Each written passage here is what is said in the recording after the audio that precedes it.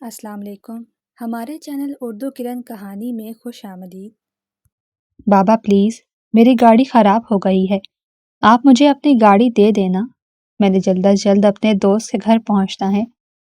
اگر میں وقت پر نہیں پہنچی تو پھر وہ مجھ سے ناراض ہو جائے گی۔ شاہ خاندان کی سب سے چھوٹی اور لاڈلی بیٹی عالیہ شاہ باپ کے سامنے بیٹھی ان کی منت کر رہی تھی۔ اس کے بابا کے زیر استعمال ایک لینڈ کروزر تھی جو وہ کسی کو بھی چلانے کے لیے نہیں دیتے تھے۔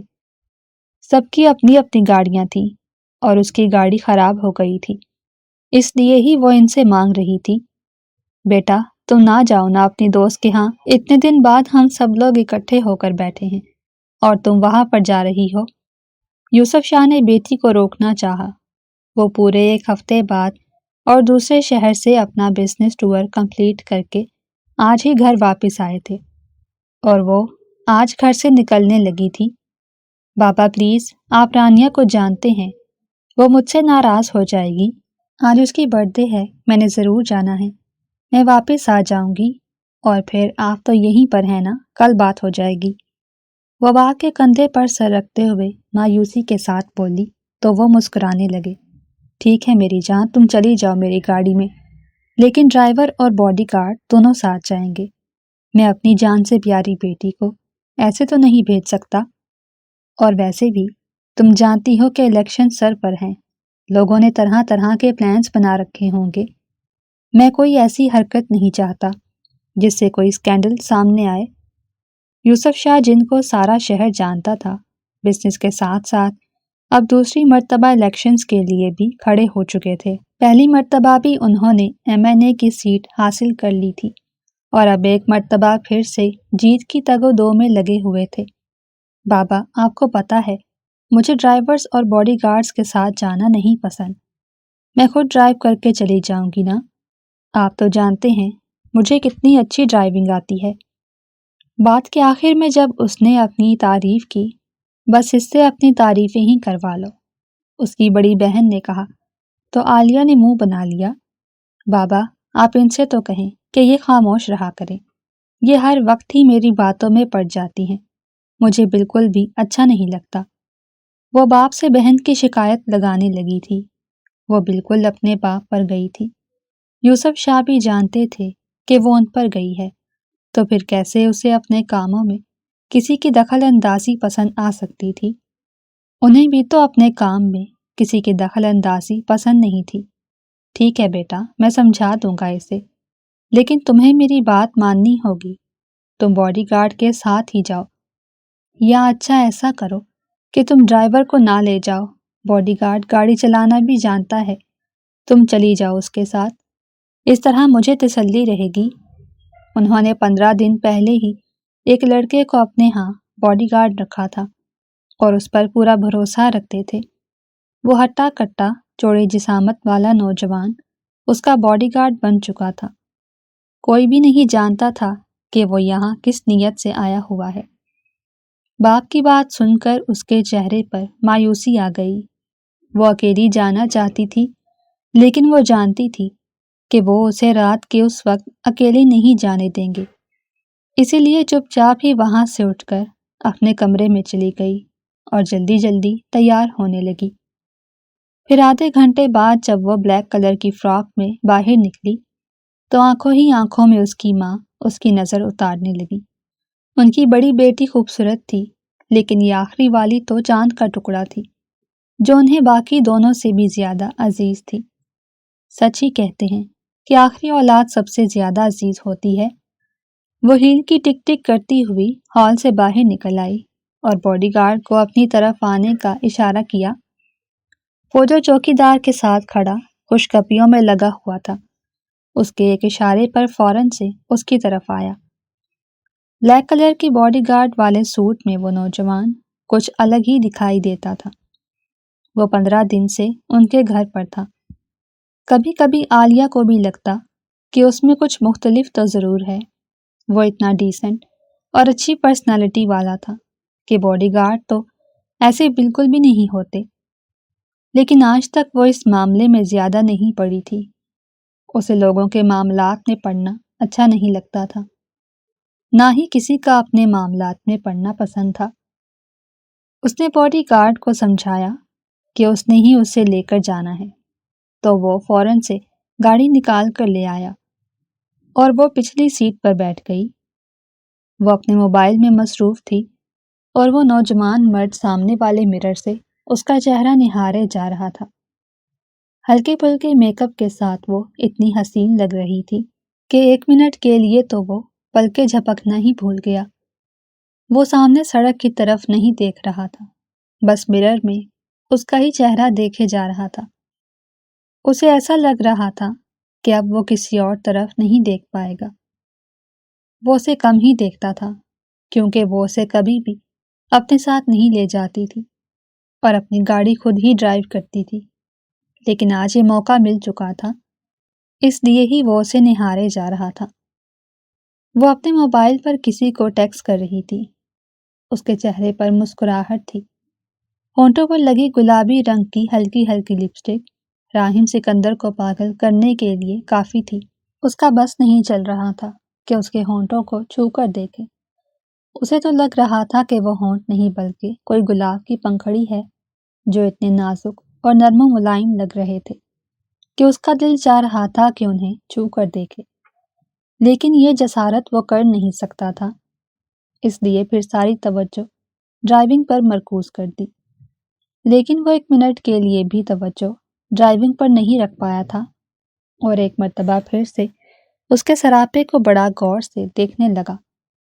بلیک رنگ کی فراک پاؤں کو چھو رہی تھی، گلے میں ایک سلور کلر کی پتلی سی چین اور کانوں میں پہنے بڑے ہی سلور کلر کے جھمکے راحم کو اپنی گرفت میں لے رہے تھے۔ وہ لڑکیوں میں بالکل بھی انٹرسٹ نہیں رکھتا تھا، لیکن یہ اسے پاگل کرنے کے لیے کافی تھی۔ وہ کبھی اس کی طرف دیکھتا تو کبھی راستے کی طرف، اور یوں ہی ان کی منزل بھی آ گئی۔ وہ اتر کر اندر چلی گئی اور جاتے ہوئے اسے یہ بھی کہہ دیا کہ وہ یہیں پر رہ کر اس کا انتظار کرے، وہ اس کے ساتھ ہی واپس جائے گی، اور اس کا انتظار کرنا تو اس کے لیے کسی عبادت سے کم نہ تھا۔ وہیں سے خوشی خوشی گاڑی میں بیٹھ کر اس کا انتظار کرنے لگا۔ راحم، کیا ہو گیا ہے تمہیں؟ تم کیوں اپنے مقصد سے آگے پیچھے بھٹک رہے ہو؟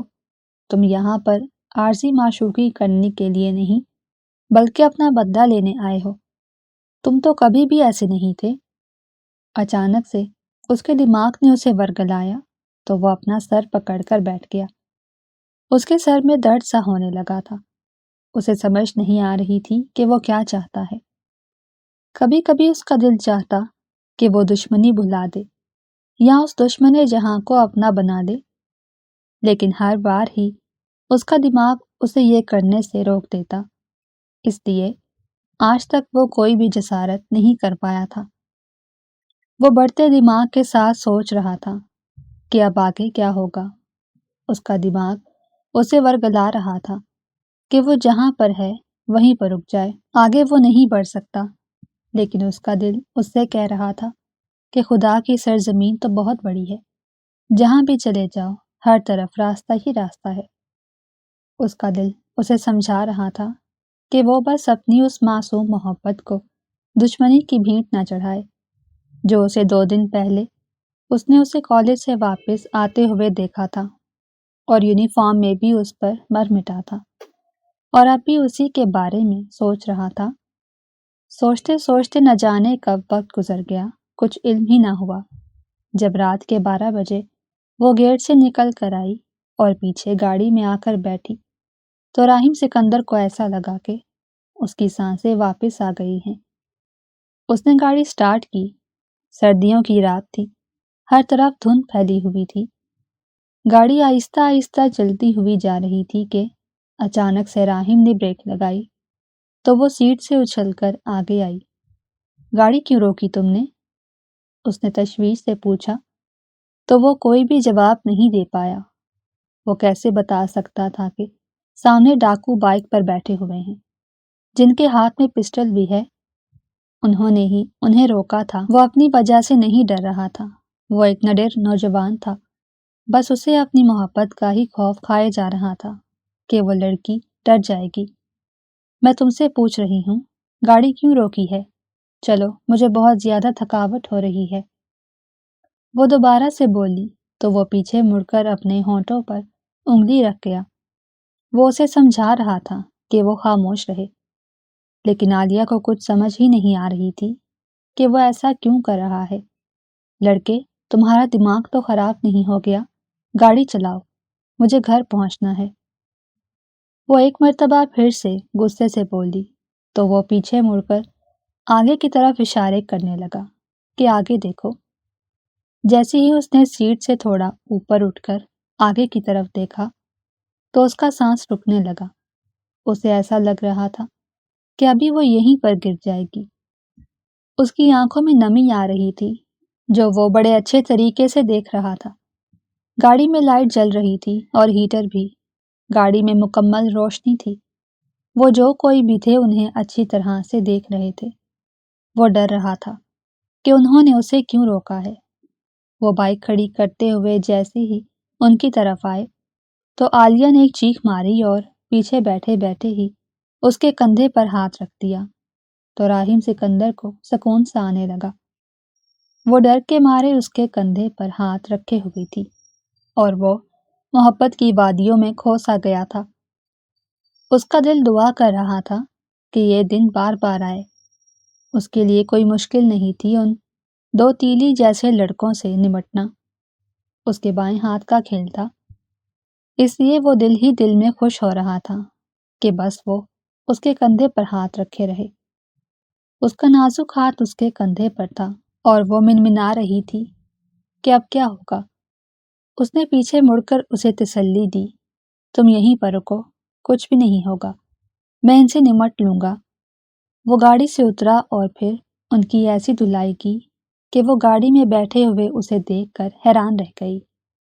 گن ان کے پاس بھی تھی لیکن وہ بھی ان کے کام نہیں آ پائی۔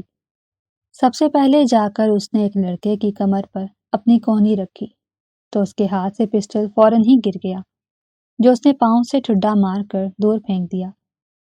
وہ دونوں لڑکے اس سے لڑ رہے تھے اور وہ ان کا بڑے اچھے سے مقابلہ کر رہا تھا، اور پھر آخر میں اس نے ان دونوں کی اچھی طرح دھلائی کی اور وہ بائک پر بیٹھ کر بھاگ گئے۔ وہ شاید کوئی لٹیرے ہی تھے جو رات کے اندھیرے میں اس وقت ان کو لوٹنے آئے تھے۔ وہ گاڑی میں آ کر بیٹھا تو وہ پھوٹ پھوٹ کر رو رہی تھی، جلدی گاڑی چلاؤ، مجھے گھر جانا ہے۔ وہ روتے ہوئے بس بولے جا رہی تھی۔ اس نے بھی جلدی سے گاڑی سٹارٹ کر دی۔ اس کی محبوبہ اس کے پیٹھ پیچھے بیٹھی آنسو بہا رہی تھی اور اسے یہ بالکل بھی برداشت نہیں تھا۔ اس نے ایک مرتبہ پھر سے گاڑی روکی تو عالیہ کا سانس بند ہونے لگا۔ وہ سمجھی کہ شاید پھر کوئی خطرہ آ گیا ہے، لیکن ایسا کچھ نہیں تھا۔ وہ پیچھے مڑ کر بیٹھ گیا اور اسے سمجھانے لگا، میڈم جی آپ بالکل بھی مت روئیں، وہ لوگ جا چکے ہیں، میں نے ان کا مقابلہ کر لیا ہے، آپ کیوں پریشان ہو رہی ہیں؟ وہ اسے سمجھانے لگا تھا اور وہ حیران ہو رہی تھی کہ یہ کیسا آدمی ہے کہ ان باتوں میں پڑ رہا ہے۔ جلدی سے جلدی گھر پہنچو۔ پھر آخر میں جب اس نے غصے میں کہا، زیادہ باتیں مت بناؤ، مجھے گھر جانا ہے، مجھے گھر لے چلو، تو وہ بیچارہ بھی ڈرائیونگ کرنے لگا اور پھر آخر کار وہ گھر پہنچ ہی گئے۔ وہ گھر پہنچ گئی، وہ فوراً ہی گاڑی سے اتر کر گھر کے اندر بھاگ گئی۔ وہ یہیں پر ہی سرونٹ کوارٹر میں رہتا تھا۔ اس نے کہا تھا کہ وہ دوسرے شہر سے آیا ہوا ہے، حالانکہ وہ دوسرے شہر سے نہیں بلکہ دوسرے ملک سے یہاں پر اپنا بدلہ لینے آیا تھا، اور رات رکنا بھی اس کی مجبوری تھی تاکہ یہاں کے معاملات دیکھ سکے۔ اور پھر یوسف شاہ نے بھی اسے یہیں پر ایک کمرہ دے دیا تھا جس میں وہ رہتا تھا۔ وہ گھر کے اندر بھاگ گئی۔ سارا گھر اندھیرے میں ڈوبا ہوا تھا، سب گھر والے سو چکے تھے۔ وہ کمرے میں پہنچی اور پھوٹ پھوٹ کر رونے لگی۔ اسے بار بار ہی وہ منظر یاد آ رہا تھا جب دو لڑکے بائک پر بیٹھے ہاتھوں میں پسٹل لیے ان کی طرف دیکھ کر مسکرا کر انہیں روک رہے تھے۔ بار بار اس کی آنکھوں کے سامنے وہ منظر لہرا رہا تھا اور پھر وہ منظر بھی اس کی آنکھوں میں سمانے لگا جب اس نے بہادری کے ساتھ ان کا مقابلہ کیا تھا۔ اس کے بارے میں سوچ کر اس کے چہرے پر مسکراہٹ آ گئی اور وہ دل ہی دل میں سوچنے لگی کہ کتنا بہادر لڑکا ہے، گن والوں سے بھی نہیں ڈرا۔ وہ کب سے اس کے بارے میں سوچے جا رہی تھی، لیکن وہ اس طرح کا نہیں سوچ رہی تھی جیسا وہ سوچ رہا تھا۔ وہ چھوٹے سے سرونٹ کوارٹر کے ایک کمرے میں پلنگ پر لیٹا ہوا تھا۔ اس کی ٹانگیں نیچے تک جا رہی تھی۔ وہ لمبا تڑنگا نوجوان، وجاہت سے بھرپور مرد اس پلنگ پر پورا نہیں آ رہا تھا جہاں پر وہ اب لیٹا ہوا تھا۔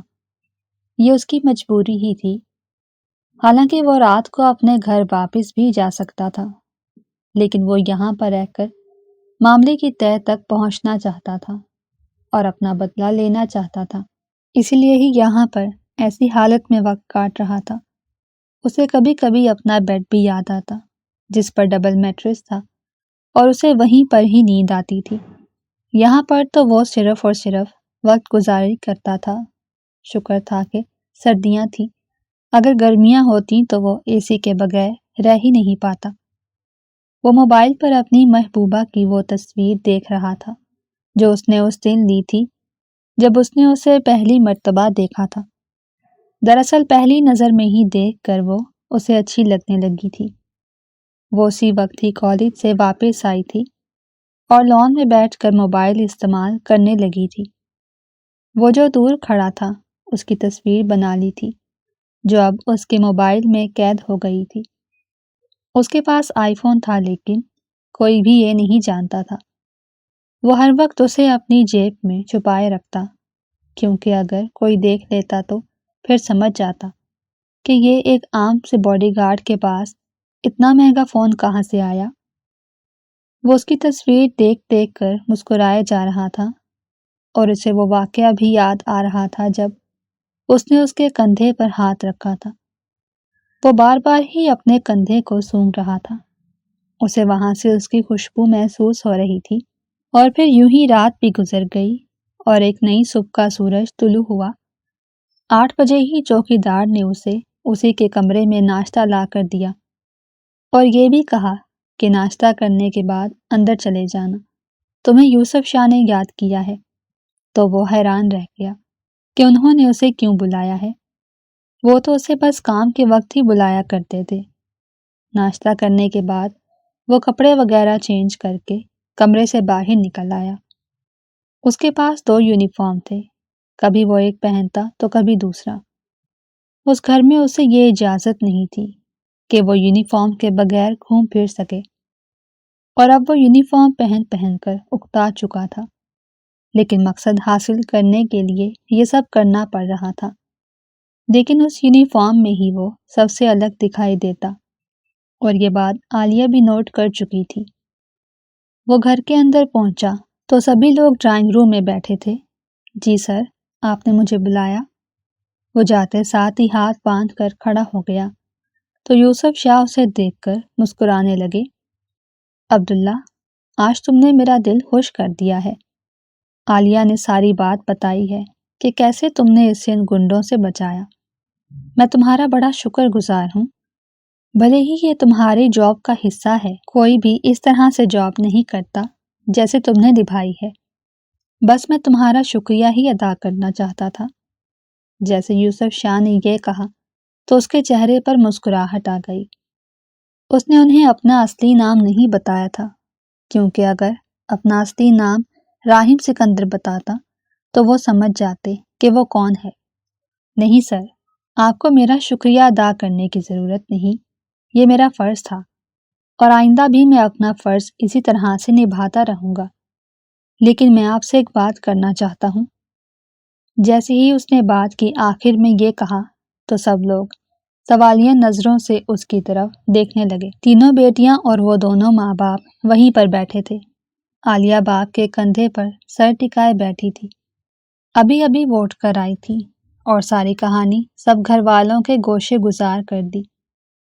اسی لیے ہی انہوں نے باڈی گارڈ کا شکریہ ادا کرنے کے لیے اسے یہاں بلایا تھا۔ سب لوگ سوالیہ نظروں سے اس کی طرف دیکھ رہے تھے کہ آخر وہ کیا کہنا چاہتا ہے۔ اسے خود کو بھی نہیں پتا تھا کہ وہ کیا کہنے والا ہے۔ اس کا دل اسے مجبور کر رہا تھا کہ دل کی بات کہہ دے، لیکن وہ سوچ رہا تھا کہ آخر وہ اتنا آگے کیوں بڑھ رہا ہے۔ لیکن پھر اس نے دل کی سنی اور دماغ کو ایک طرف دھکا دے کر اپنی بات کہہ ہی دی۔ سر، میں یہ کہہ رہا تھا کہ جب ایک مرتبہ ایسا ہو سکتا ہے تو بار بار بھی ہو سکتا ہے۔ میں تو بس آپ سے یہ کہنا چاہتا ہوں کہ آپ گھر کی خواتین کو اکیلے نہ جانے دیا کریں۔ ویسے بھی آپ الیکشن میں کھڑے ہو رہے ہیں تو ایسے واقعات تو ہوتے ہی رہیں گے۔ وہ جانتا تھا کہ وہ لوگ صرف انہیں لوٹنے کے لیے ہی آئے تھے، کیونکہ ایسے واقعات وہ ہزاروں بار دیکھ چکا تھا، لیکن اب وہ انہیں اس طرح سے ڈرا رہا تھا کہ جیسے وہ ان کے کوئی دشمن ہوں اور ان کی بیٹی کو نقصان پہنچانا چاہ رہے ہوں۔ جیسے ہی اس نے بات کو گھما پھرا کر ان کے گوشے گزار کی تو یوسف شاہ نے وہیں پر بیٹھے بیٹھے ہی یہ فیصلہ اپنی تینوں بیٹیوں اور بیوی کو سنا دیا کہ آئندہ کوئی بھی اکیلے گھر سے باہر نہیں نکلے گا، یا تو ڈرائیور کے ساتھ جائے گا یا پھر باڈی گارڈ کے ساتھ۔ اور انہوں نے آج سے باڈی گارڈ کی ڈیوٹی بھی بدل دی اور کہا کہ وہ باڈی گارڈ اور ڈرائیوری دونوں ہی کرے گا۔ تو اس نے خوشی خوشی یہ ڈیوٹی قبول کر لی اور ایک نئی ڈیوٹی بھی اس کے ذمہ دے دی گئی کہ وہ صبح عالیہ کو کالج لے کر جایا کرے گا اور پھر واپس بھی لے آیا کرے گا۔ عالیہ کی دونوں بڑی بہنیں اپنی پڑھائی مکمل کر چکی تھیں، ایک وہی تھی جو پڑھ رہی تھی۔ اس کی ڈیوٹی ملتے ہی وہ خوشی سے پاگل ہو گیا، اس کے چہرے سے مسکراہٹ علیحدہ نہیں ہو رہی تھی۔ پھر وہ تعریفیں سمیٹنے کے بعد وہاں سے نکل آیا۔ عالیہ کا موڈ برا ہو رہا تھا۔ اس نے اس لیے تو نہیں بتایا تھا کہ اس کی آزادی چھن جائے، لیکن کہیں نہ کہیں وہ سوچ بھی رہی تھی کہ بابا نے جو بھی کیا ہے ٹھیک ہے۔ وہ سوچ رہی تھی کہ رات کو میں کتنا ڈر گئی تھی، اگر دوبارہ یہ ہو گیا تو میں تو مر ہی جاؤں گی۔ اسی لیے اس فیصلے کی زیادہ مخالفت نہیں کی اور چپ چاپ وہیں پر بیٹھی رہی۔ آج اتوار کا دن تھا، اسے کالج نہیں جانا تھا۔ راحم سکندر باہر آ چکا تھا اور اب اسے کل کا انتظار تھا کہ کل کب وہ اسے کالج چھوڑنے اور پھر لینے کے لیے جائے گا۔ وہ ہر چیز کو بھلا کر صرف اس کے بارے میں سوچنے لگا اور پھر جوں کا توں وقت گزر ہی گیا۔ سوموار کا دن بھی آ گیا۔ وہ بالکل تیار کھڑا تھا، لیکن عالیہ ابھی تک باہر نہیں آئی تھی۔ پھر تھوڑی دیر بعد جب وہ یونیفارم میں چہرے پر بلیک ماسک اور سر پر کالی چادر لے کر آئی تو وہ بڑی حسرت سے اس کی طرف دیکھنے لگا۔ وہ اس کے لیے ایک ایسی چیز بن گئی تھی جس تک اس کی دسترس نہیں تھی۔ وہ چاہتا تو وہ جلد از جلد اسے اپنی دسترس میں لے لے، لیکن ابھی یہ سب آسان نہیں تھا۔ وہ جب بھی گھر سے باہر نکلتی تو چادر اور ماسک کے ساتھ ہی نکلتی تھی، اور یہی بات ہی راحم سکندر کو بڑی اچھی لگتی تھی اور اس کی ہر ادا اس کے دل میں کھپ جاتی تھی۔ وہ ڈرائیونگ سیٹ سنبھال چکا تھا اور وہ بھی پچھلی سیٹ پر آ کر بیٹھ چکی تھی۔ اس نے اپنی طرف سے بھی اس کا شکریہ ادا کیا تو وہ خوشی سے پاگل ہی ہو گیا۔ اس کا دل تیزی سے دھڑک رہا تھا۔ وہ اب بھی اس کے پیچھے بیٹھی تھی۔ اسے رات والا واقعہ پھر سے یاد آنے لگا تھا۔ اس کا دل چاہ رہا تھا کہ کچھ ایسا ہو کہ وہ پھر سے اس کے کندھے پر ہاتھ رکھے، لیکن ایسا کچھ بھی نہیں ہوا۔ کار اس کے کالج آئی اور وہ اتر کے چلی گئی اور وہ چمکتی نگاہوں سے اسے دیکھنے لگا۔ ہائے کمبخت، تم تو میری جان لے لو گی، تمہاری وجہ سے میں اپنے مقصد سے پیچھے ہٹتا جا رہا ہوں۔ وہ مسکراتے ہوئے اسے جاتے ہوئے دیکھ رہا تھا اور منہ ہی منہ میں بولے بھی جا رہا تھا۔ پھر اس نے گاڑی موڑی اور ایک مرتبہ پھر سے شاہ ہاؤس پہنچ گیا۔ وہ سارا دن گھر پر رہا اور جب دوبارہ اسے کالج سے واپس لے کر آنے کا وقت ہوا تو وہ گاڑی نکال کر گھر سے باہر نکل آیا۔ وہ بہت زیادہ خوش تھا۔ اسے پتا تھا کہ اب وہ ہر روز ہی اس کا دیدار کر سکے گا۔ وہ کالج پہنچا مگر وہ ابھی تک باہر نہیں نکلی تھی۔ وہ اس کے کالج کے باہر کھڑا اس کے باہر آنے کا انتظار کر رہا تھا۔ پھر 10 منٹ بعد وہ باہر آئی اور چپ چاپ ہی پچھلی سیٹ پر براجمان ہو گئی۔ وہ جب بھی گاڑی میں بیٹھتی تو اوپر نہیں دیکھتی، بس نیچے دیکھتی ہوئی موبائل استعمال کرتی رہتی تھی، اور اسی چیز کا وہ فائدہ اٹھاتا اور شیشے میں نظر ڈال کر اس کا دیدار کر لیتا۔ گاڑی چلتی جا رہی تھی، مگر وہ اب بھی سڑک پر نہیں دیکھ رہا تھا، بلکہ اسی کے پاس اسی کی طرف ہی دیکھ رہا تھا۔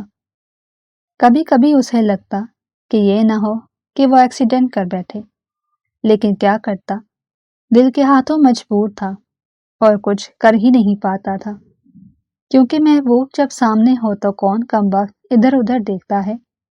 عاشق کی غذا ہی محبوب کا دیدار ہوتی ہے، تو پھر وہ کیسے سب سے دور رہ سکتا تھا؟ پھر اچانک سے عالیہ کی آواز اس کے کانوں میں پڑی تو وہ گاڑی وہیں پر روک گیا۔ وہ پیچھے مڑ کر جی میڈم کہنے لگا۔ وہ مسکراتے ہوئے اس سے کہہ رہی تھی کہ یہیں سے مجھے ایک پیزا لے کر دو۔ وہ ایک ریسٹورنٹ کے سامنے ہی رکے تھے۔ اس کی بات سن کر وہ فوراً ہی گاڑی سے اتر گیا۔ وہ جانے لگا تھا، اس نے پیسے نہیں مانگے تھے۔ آخر کون ایسا عاشق ہوگا جو اپنے محبوب سے پیسے مانگے گا؟ وہ سب کچھ بھلا کر جا رہا تھا کہ اس نے اسے پیچھے سے آواز دی، پاگل، پیسے تو لے لو، تمہارے پاس اتنے پیسے کہاں سے آئے؟ جب اس نے یہ کہا تو وہ دل ہی دل میں سوچنے لگا، تم نہیں جانتی میں تمہیں بھی خرید سکتا ہوں، لیکن ابھی اس بات کا وقت نہیں آیا۔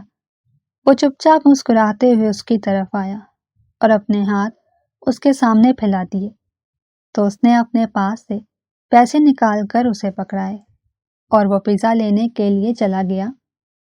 وہ دل ہی دل میں ہنس بھی رہا تھا کہ وہ اس کے بارے میں ایسا سمجھتی ہے، اور ویسے بھی وہ ایک باڈی گارڈ تھا۔ اس کی تنخواہ کے علاوہ لوگوں کی نظر میں اس کے پاس اور کچھ نہیں تھا، تو اس بیچارے کا بھی قصور نہیں تھا۔ اس نے اس کے بارے میں صحیح ہی سمجھا تھا، بلکہ اس نے تو ہمدردی کی تھی کہ وہ بیچارہ کہاں سے اتنے پیسے لائے گا، اور اگر ہوتے بھی تو وہ کیوں خرچ کرتا۔ یہی سوچ کر عالیہ نے پیسے دیے تھے، اور پھر 10 منٹ کے اندر ہی وہ اس کا فیورٹ پیزا لے کر آیا۔ پیزا اس نے گاڑی میں بیٹھ کر اسے پیچھے پکڑا دیا اور بچے ہوئے پیسے بھی دینے لگا، تو وہ لینے سے انکار کر گئی۔ 1500 باقی بچ گئے تھے، یہ پیسے تم رکھ لو، اس سے کچھ کھا لینا۔ وہ جو اس کی طرف پیسے بڑھا چکا تھا، اس نے ہمدردی سے کہتے ہوئے پیسے واپس لوٹا دیے، تو وہ اس کی ہمدردی پر بھی فدا ہو گیا۔ پہلے وہ اس کی سادگی، اس کے حسن اور اس کی تربیت پر فدا تھا، اور اب ہمدردی کا جذبہ بھی نظر آ چکا تھا۔ اس نے چپ چاپ ہی پیسے واپس رکھ لیے۔ وہ اپنے محبوب کی دی ہوئی چیز کو واپس کیسے لوٹا سکتا تھا؟ اس نے ان پیسوں کو اپنی جیب میں ڈالا اور گاڑی سٹارٹ کر دی۔ دل تو میرا چاہتا ہے کہ تمہیں اپنے انتقام کا نہیں بلکہ زندگی کا حصہ بنا لوں۔ وہ ڈرائیونگ کرنے کے دوران ایک ہاتھ اسٹیئرنگ پر رکھے دوسرا ہاتھ اپنے بالوں میں پھیرتا ہوا دل ہی دل میں سوچ رہا تھا۔ اب بھی اس کے چہرے پر مسکراہٹ تھی، چہرے سے مسکراہٹ 1 منٹ کے لیے بھی علیحدہ نہیں ہوئی تھی۔ اس کا بس چلتا تو وہ اسے کہیں اور لے جاتا۔ اس کا دل چاہ رہا تھا کہ کبھی یہ سفر ختم ہی نہ ہو اور وہ اس کے پاس بیٹھی رہے، لیکن سفر تو سفر ہوتا ہے، اور ایک نہ ایک دن منزل تو آ ہی جاتی ہے، اور آخر کار ان کی منزل بھی آ گئی۔ گاڑی شاہ ہاؤس کے اندر داخل ہو رہی تھی۔ جیسے ہی اس نے گاڑی جا کر گیراج میں کھڑی کی تو وہ گاڑی سے اتری اور اپنے پیزے والا ڈبہ وہیں پر بھول کر جانے لگی۔ اس نے دیکھا کہ وہ پیزے کا باکس وہیں پر رکھ کر جا رہی ہے، تو دوڑ کر اس کے پیچھے گیا اور اسے وہ تھمایا، تو وہ تھینک یو کرتی ہوئی اندر چلی گئی۔ اس کی آواز راحم سکندر کے کانوں میں رس گھولنے لگی تھی۔ وہ اس کا دیوانہ ہو چکا تھا اور اب دل سے عہد کر چکا تھا کہ وہ اپنی محبت کو بدلے کی بھینٹ نہیں چڑھائے گا۔ آخر اس معصوم کا اس سب میں کیا قصور ہے؟ وہ اپنے کمرے میں آ گیا۔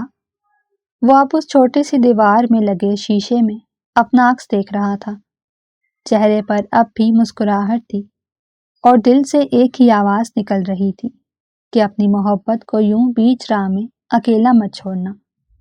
لیکن دماغ اب بھی ورگلانے میں لگا ہوا تھا کہ تم کس چکر میں پڑ گئے ہو۔ آخر وہ لڑکی تمہاری کیا لگتی ہے؟ اس کے باپ نے تمہارے خاندان کی عزت کو لوٹ کر اس کی دھجیاں بکھیر دی تھی، اور تم ان کی بیٹی کو پسند کر بیٹھے ہو۔ تم اس سے شادی نہیں کر سکتے، تم اسے کبھی بھی حاصل نہیں کر پاؤ گے۔ وہ بھی تم سے نفرت کرے گی، وہ تمہارے سارے خاندان سے نفرت کرتی ہے، تم ابھی پیچھے ہٹ جاؤ۔ اس کا دماغ اسے پھر سے ورگلانے لگا تھا، اور دل و دماغ کی جنگ میں آخر کار دل جیت گیا، اور اس نے فیصلہ بھی کر لیا کہ وہ اپنے مقصد میں جلد از جلد کامیاب ہوگا۔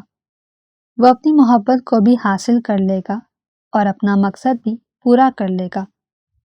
دن پہ دن گزرتے جا رہے تھے، وہ ہر روز ہی اسے کالج لے جاتا اور پھر واپس بھی لے آتا۔ یہ اس کی ڈیوٹی بن چکی تھی، اور اگر کبھی اسے شام میں ہی کہیں جانا ہوتا تو وہی اسے لے کر جاتا۔ آج بھی اسے اپنی ایک دوست کی شادی میں جانا تھا۔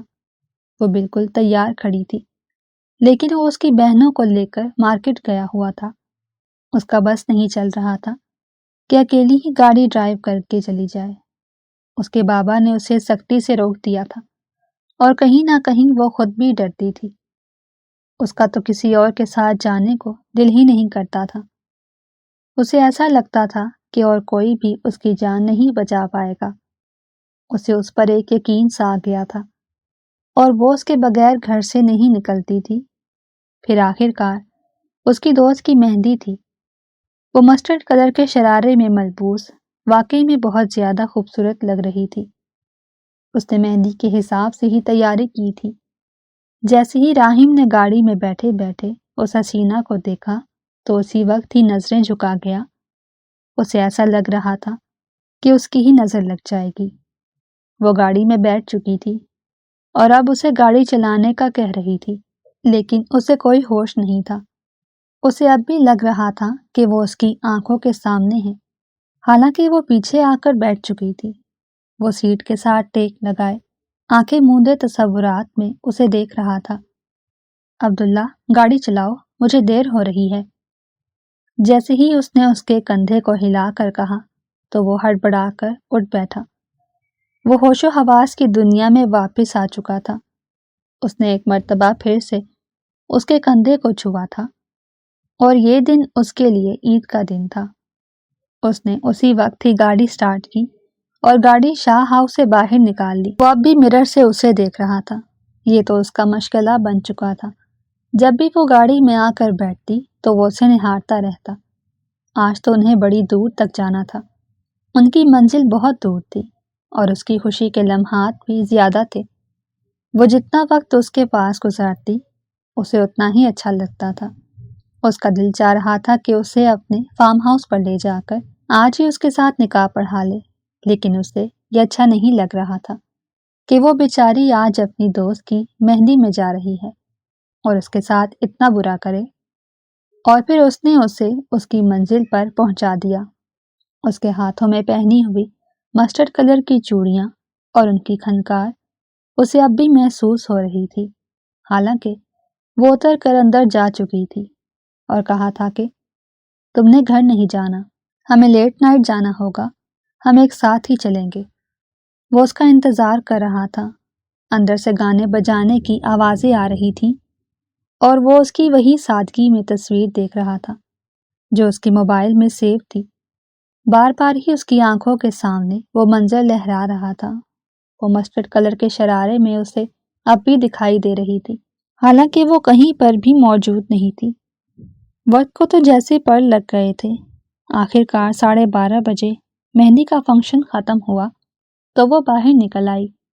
سردی بہت زیادہ تھی، اس لیے اس نے اپنے ارد گرد شال اوڑھ رکھی تھی اور چہرے پر ماسک لگا رکھا تھا۔ جب وہ گھر سے نکلی تھی تو ماسک نہیں تھا، گاڑی میں بیٹھ کر ہی لگایا تھا، اور اب پہلے سے ہی لگا کر آئی تھی۔ وہ اس کا دیدار نہیں کر پایا تھا، مگر اس کی آنکھیں دیکھ رہا تھا۔ نیلی جھیل جیسی آنکھیں، اسے ایسا لگ رہا تھا کہ وہ ان میں ڈوب جائے گا۔ گاڑی چل نکلی تھی۔ اور پھر ان کی منزل آ گئی۔ وہ گھر کے اندر چلی گئی اور وہ اپنے اس ٹوٹے پھوٹے ٹھکانے پر آ گیا جو اس کے شایان شان نہیں تھا۔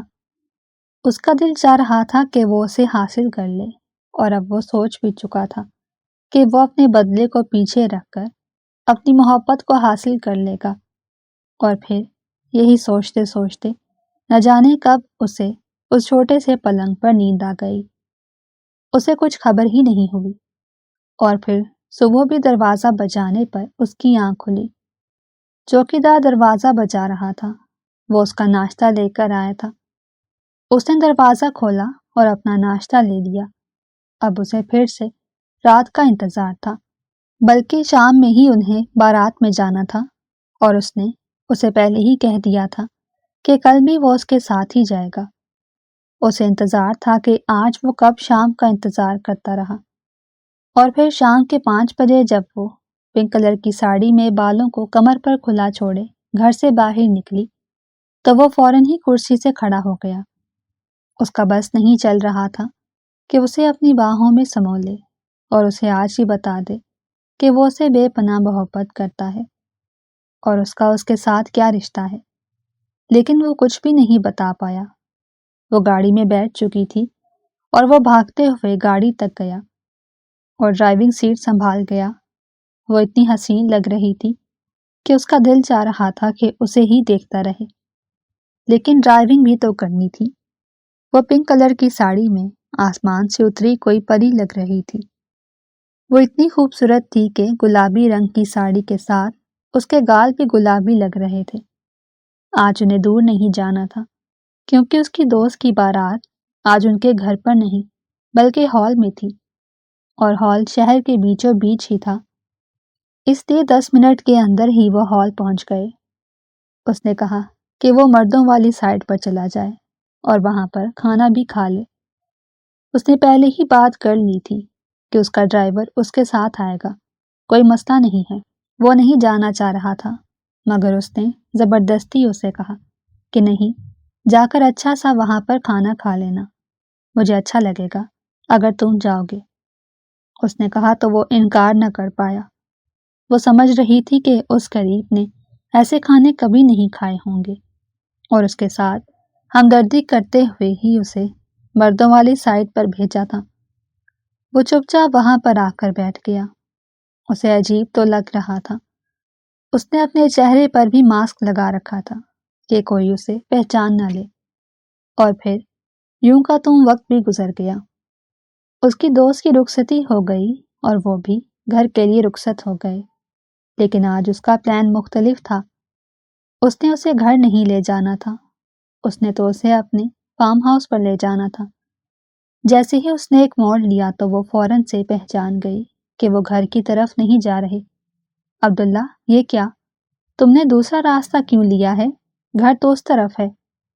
اس نے ہاتھ کے اشارے سے کہا تو ڈرائیو کرتے ہوئے ہی اس سے کہنے لگا، میڈم صاحبہ، گاڑی میں پیٹرول ختم ہونے لگا ہے، اس طرف پیٹرول پمپ ہے، میں نے سوچا کہ پہلے پیٹرول ڈلوا لیتے ہیں، اس کے بعد ہی گھر چلیں گے۔ اس نے کہا تو وہ خاموش ہو گئی۔ وہ جھوٹ بول رہا تھا۔ پھر اس نے کوئی دھیان نہیں دیا کہ گاڑی کس طرف جا رہی ہے۔ اس نے نظر مکمل طور پر موبائل پر مرکوز کر رکھی تھی۔ اسے کچھ علم نہیں تھا کہ وہ ایک بڑے سے بنگلے میں داخل ہو چکے تھے۔ دراصل وہ بنگلہ ایک فارم ہاؤس تھا جو راحیم سکندر کا تھا۔ جیسے ہی گاڑی رکی تو وہ فوراً سے گاڑی سے اترنے لگی۔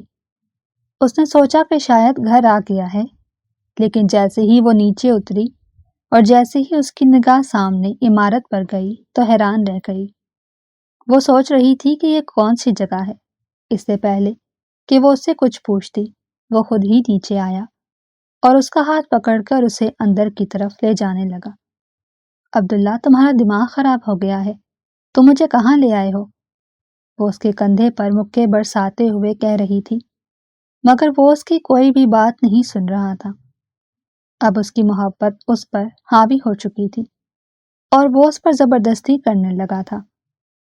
سوچ لیا تھا کہ آج کی رات تھی، وہ اسے حاصل کر لے گا، لیکن اب تو رات کافی ہو چکی تھی، اسے صبح کا انتظار کرنا تھا۔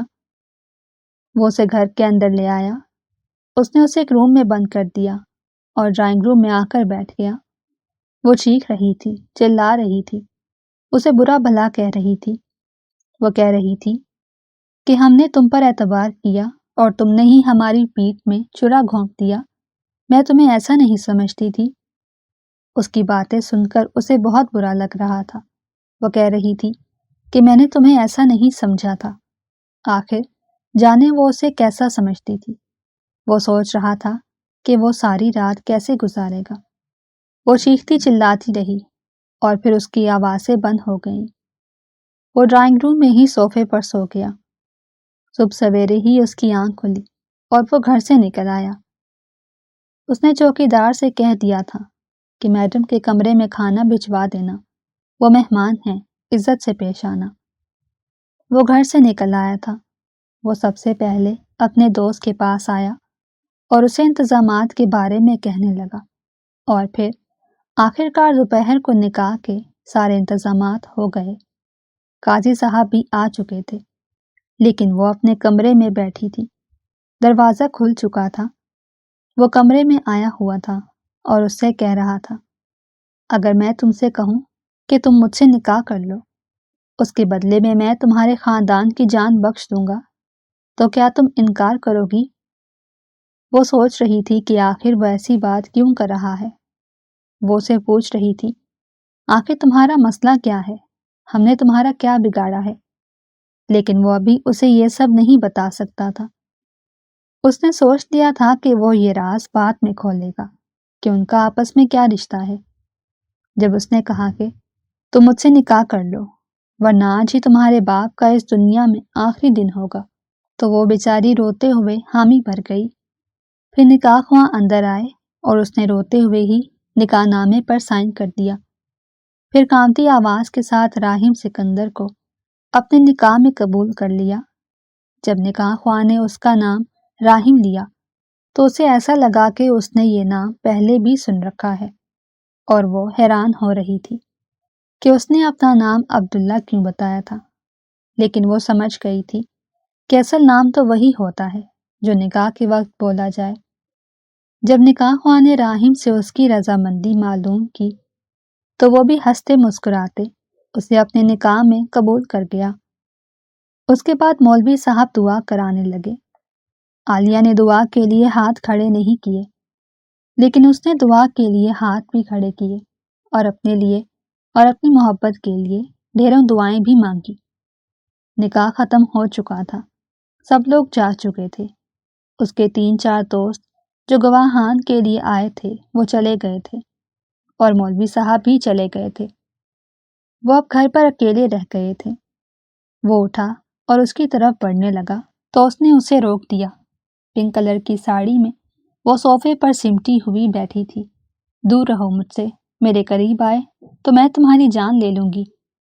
جب اس نے نم آواز کے ساتھ یہ کہا تو وہ پھر بھی نہ رکا اور مسکراتے ہوئے آگے بڑھتا گیا۔ پھر اس نے اس کے دونوں ہاتھوں کو پکڑ کر دیوار پر پن کیے اور اس کے چہرے پر بوسہ دیا تو وہ آنکھیں موند گئی۔ اسے اچھا نہیں لگ رہا تھا۔ بھلے ہی وہ اس کے نکاح میں تھی، لیکن اسے یہ منظور نہیں تھا۔ اس کا دماغ پھٹ رہا تھا کہ آخر وہ کون ہے؟ عبداللہ، کون ہو تم؟ اور تم نے میرے ساتھ یہ سب کیوں کیا؟ بابا سے تمہاری کیا دشمنی ہے؟ وہ روتے ہوئے بول رہی تھی۔ وہ اب بھی اسے عبداللہ ہی کہہ رہی تھی، حالانکہ وہ جان گئی تھی کہ اس کا نام عبداللہ نہیں راحم ہے، لیکن اس کی زبان پر تو عبداللہ ہی تھا۔ میری جان، مجھے لگتا ہے کہ اب وہ وقت آ گیا ہے کہ مجھے تمہیں یہ سب بتا دینا چاہیے۔ اس نے اسے خود کے قریب کرتے ہوئے کہا تو اسے سب کچھ بھول گیا، بس وہ اس کی آواز پر ساری توجہ مرکوز کیے ہوئی تھی۔ اس نے اسے ایک مرتبہ پھر سے صوفے پر بٹھایا اور خود بھی اس کے پاس ہی بیٹھ گیا، اور جیسے ہی ساری کہانی اس کے گوشے گزار کی تو وہ یقین نہیں کر پا رہی تھی، لیکن یقین تو کرنا بنتا ہی تھا، کیونکہ جب اس نے اپنے سب گھر والوں جنہیں اس نے صرف تصویروں میں ہی دیکھ رکھا تھا تو وہ فوراً سے پہچان گئی۔ وہ اور کوئی نہیں بلکہ اس کے ننیال والے ہی تھے، اور وہ اس کے ماموں کا بڑا بیٹا تھا۔ اس نے ساری کہانی اس کے گوشے گزار کر دی۔ وہ اپنی دادی کی موت کا بدلہ لینے آیا تھا۔ جب اس کی عمر 6 سال تھی وہ اپنی پھپھو سے بہت زیادہ اٹیچ تھا، لیکن پھر عالیہ کے باپ یعنی یوسف شاہ اسے گھر سے بھگا کر لے گئے، اس کے ساتھ شادی کر لی، اور یہ بدنامی اس کی دادی سہن نہ کر پائیں۔ اس کے دادا تو پہلے ہی نہیں تھے، اور پھر اس کی دادی بھی یہ جہان چھوڑ کر چلی گئیں۔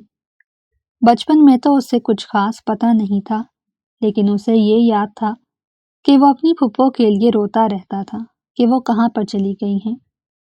وہ ان سے بہت زیادہ اٹیچ تھا، اور پھر جیسے جیسے بڑا ہوتا گیا اس نے اپنے گھر میں ہمیشہ یوسف شاہ کے لیے غلط باتیں ہی سنی تھی، اور پھر 15 سال کی عمر میں ہی وہ پڑھنے کے لیے امریکہ چلا گیا، اور پچھلے ماہ ہی پڑھائی مکمل کر کے آیا تھا، اور سب سے پہلے اس نے سوچا کہ وہ اپنا مقصد پورا کرے گا، اس لیے اب گاؤں سے شہر آ گیا تھا۔ یہاں پر ان کی پراپرٹیز تھیں، لیکن وہ یہاں پر رہتے نہیں تھے۔ اس نے سوچا تھا کہ وہ اپنی پھپھو کے شوہر کو ختم کر دے گا اور اپنی دادی کا بدلہ لے لے گا، لیکن اب تو وہ اسی پھپھو کی بیٹی پر دل ہار بیٹھا تھا۔ اس نے ساری کہانی اسے سنا دی تھی۔ عالیہ اپنے ننیال کے بارے میں زیادہ تو نہیں جانتی تھی، مگر اس کی ماں نے تصویروں میں اسے اس کے ننیال کی تصویریں دکھائی تھی، جس میں اس کے ماموں، دادی، دادا سبھی لوگ بیٹھے تھے، اور ایک 5 سال کا بچہ بھی، اور اسی کا نام ہی اس نے راحم سن رکھا تھا، اور اکثر اوقات اس کی ماں بھی اس کا ذکر کرتی رہتی تھی کہ نہ جانے راحم اب کتنا بڑا ہو گیا ہوگا۔ وہ بھی تو اس سے بہت پیار کرتی تھی اور آج تک اسے نہیں بھول پائی تھی، لیکن آج تک واپس مڑنے کی جسارت بھی نہیں کی تھی۔ انہوں نے یوسف شاہ کو یونیورسٹی میں پسند کیا تھا، اور پھر اس کے ساتھ اپنی مرضی سے شادی بھی کر لی تھی۔ اس کے خاندان والے ان کی شادی غیر خاندان میں نہیں کروانا چاہتے تھے، اسی وجہ سے انہیں گھر سے بھاگنا پڑا، اور انہیں اس کے لیے بہت بڑی قیمت چکانی پڑی۔ وہ اپنے خاندان سے کٹ کر رہ گئی تھی، اور اب تو اتنے برس بھی بیت چکے تھے۔ وہ پھوٹ پھوٹ کر رو رہی تھی اور کہہ رہی تھی، تم نے مجھے دھوکہ دیا، تم سب لوگوں کے سامنے بھی تو یہ بات کر سکتے تھے، اور تم میرے بابا کو نہیں مارو گے، ورنہ میں تمہیں کبھی معاف نہیں کروں گی، بلکہ میں اپنی ہی جان لے لوں گی۔ جیسے ہی اس نے یہ کہا تو اس نے اس کے منہ پر ہاتھ رکھ دیا اور نفی میں سر ہلانے لگا۔ نہیں عالیہ، تم ایسا کچھ نہیں کرو گی، تمہارے بابا سے بھلے ہی میری جتنی بھی دشمنی ہو، لیکن تم میرے لیے غذا کا کام کرتی ہو۔ میں اب تمہارے بغیر مزید نہیں رہ سکتا۔ میں نے یہ کسی دشمنی کی آڑ میں نہیں، بلکہ محبت کی وجہ سے ہی تمہیں اپنایا ہے۔ میں تمہارے ساتھ ساری زندگی گزارنا چاہتا ہوں۔ کیا تم ساری باتوں کو بھلا کر اپنی زندگی مجھے سونپو گی؟ اس نے ہاتھ آگے بڑھا کر کہا تو وہ پیچھے ہو کر بیٹھ گئی اور نفی میں سر ہلانے لگی۔ تم نے اچھا نہیں کیا، تم نے ہمیں دھوکہ دیا، تم دھوکے کے ساتھ ہمارے گھر میں رہتے رہے۔ میں تمہیں کبھی معاف نہیں کروں گی، اور نہ ہی تمہیں اپنی زندگی میں شامل کروں گی۔ وہ بار بار ہی یہی کہہ رہی تھی، اور وہ اسے سمجھا رہا تھا کہ وہ اس سے محبت کرتا ہے، لیکن اس نے اس کی ایک بھی بات نہ مانی۔ آخر میں راحم کو احساس ہوا کہ اس نے غلط ہی کیا ہے، اور پھر وہ اسے لے کر اس کے گھر پہنچ گیا۔ سب لوگ سو چکے تھے، لیکن عالیہ کے رونے کی وجہ سے سب لوگ اٹھ کر ڈرائنگ روم میں آ گئے۔ وہ پھوٹ پھوٹ کر رو رہی تھی۔ راحم سکندر بھی وہیں پر موجود تھا۔ اس نے اس سے کہا بھی تھا کہ وہ اب اس کے باپ کی جان نہیں لے گا۔ وہ اپنی محبت کی خاطر اپنی دشمنی، اپنا بدلہ، سب کچھ بھلا دے گا، لیکن پھر بھی وہ رو رہی تھی، اور اس سے کہہ دیا تھا کہ وہ اس سے طلاق لے لے گی۔ طلاق کا لفظ سن کر ہی اس کا سانس خشک ہونے لگا، اس لیے وہ اب چپ سادے کھڑا تھا۔ اس نے سوچ دیا تھا کہ جو ہونا ہے ہو جائے، آر یا پار، جو ہوگا دیکھا جائے گا۔ جیسے ہی سعدیہ بیگم سیڑھیاں اتر کر نیچے آئیں اور بیٹی کو روتا ہوا دیکھا تو بہت زیادہ پریشان ہو گئیں۔ اس کی دونوں بہنیں اور یوسف شاہ بھی بہت زیادہ پریشان ہو رہے تھے۔ جب عالیہ نے انہیں ساری بات بتائی تو کوئی بھی یقین نہیں کر پایا۔ یوسف شاہ تو غصے میں آ گئے اور اسے دھکے دے کر اپنے گھر سے نکالنے لگے، لیکن سعدیہ بیگم نے اسے روک دیا اور کہا، آپ میرے بھتیجے کے ساتھ یہ نہیں کر سکتے، یہ مجھے اپنی اولاد کی طرح پیارا ہے، اور پھر آپ کیوں اسے گھر سے نکال یہ مجھے اپنی اولاد کی طرح پیارا ہے اور پھر آپ کیوں اسے گھر سے نکال رہے ہیں؟ یہ اب ہمارا باڈی گارڈ نہیں بلکہ داماد بھی ہے۔ ان کی بیٹی بتا چکی تھی کہ اس نے زبردستی اس سے نکاح کر لیا ہے، اس لیے اب انہوں نے شوہر کو روک دیا۔ وہ بہت زیادہ غصے میں تھے، لیکن وہ غصے میں بالکل بھی نہیں تھی، بلکہ خوش ہو رہی تھی کہ اب بھتیجے کے ذریعے وہ اپنے خاندان سے جڑ جائیں گی۔ ان سب کے درمیان یہی فیصلہ ہوا کہ وہ اس دشمنی کو یہیں پر ختم کر دیں گے اور ان دونوں کے رشتے کو سب لوگ ایکسیپٹ کر لیں گے۔ پھر صبح سویرے ہی وہ سب لوگ گاؤں کی طرف روانہ ہو گئے۔ عالیہ نے اس کی طرف نہیں دیکھا اور نہ ہی اسے کوئی بات کی۔ وہ دوسری گاڑی میں بیٹھی تھی اور پھر آخر کار گاؤں بھی آ گیا۔ سب لوگ دیکھ کر حیران ہو گئے کیونکہ اس نے اپنے گھر والوں سے بھی کچھ نہیں کہا تھا۔ اس کے باپ کو بے انتہا غصہ آ رہا تھا کہ بہن اتنے عرصے بعد آ گئی ہے، لیکن اس نے اپنے باپ اور چچا دونوں کو سمجھا دیا اور کہا، جو ہونا تھا ہو گیا، اب اس پر مٹی ڈالیں اور آگے بڑھیں۔ وہ سب کو سمجھا رہا تھا کیونکہ اس نے اپنی محبت کو حاصل کرنا تھا، اور آخر کار یہ دشمنی یہیں پر ختم ہو گئی اور ان دونوں کی شادی کو بھی سب نے قبول کر لیا۔ اور شادی کی رسومات ہونے کے بعد وہ لوگ تو شہر واپس آ گئے، لیکن عالیہ اسی گاؤں میں رہ گئی۔ آج ہی ان کا ولیمہ ہوا تھا اور اس کے گھر والے بھی واپس آ گئے تھے۔ وہ ولیمے کی دلہن بنی اپنے بیڈ پر بیٹھی تھی۔ ان کی بارات کا دن گزر چکا تھا۔ اس نے بارات والے دن اسے اپنے قریب نہیں آنے دیا تھا، بلکہ دھمکی دی تھی کہ اگر تم میرے قریب آئے تو میں یہاں سے باہر چلی جاؤں گی۔ اسی لیے ہی اس نے کچھ نہیں کیا تھا، لیکن آج وہ سوچ کر آیا تھا کہ اسے اپنا بنا کر ہی رہے گا۔ وہ آیا تو وہ غصے سے بیڈ سے اٹھ کر جانے لگی تو اس نے اس کا ہاتھ تھام کر اسے دوبارہ سے بیڈ پر بٹھا دیا اور ایک مرتبہ پھر اسے اپنی محبت کا اظہار کرنے لگا۔ دل ہی دل میں عالیہ بھی اسے پسند کرنے لگی تھی۔ وہ تو اسے اسی وقت سے ہی پسند کرتی تھی جب وہ اس کا باڈی گارڈ تھا۔